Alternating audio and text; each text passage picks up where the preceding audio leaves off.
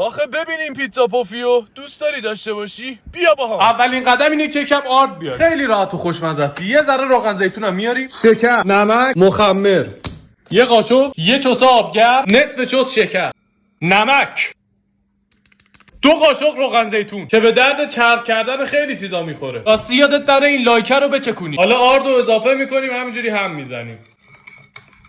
بفرما. میذاریم 1 ساعت استراحت کنه. مرا ای دوست. پنیر پیتزا بریز لاش. حالا اینو لقمه‌اش میکنیم اینجوری، این شکلی میوردنیم یه ذره روغنکاری، پنیر پیتزا روش میره تو فر، به این صورت میشه. پفو نگاه، بیا اینجا. به به، اینجا رو داشته باش. یه خیانت ریز به مایه آقا بیژن. بیا کشو نگاه. خیلی خوشمزه و باحاله. این پستو سیوش کن که بعداً درست کنی. بای.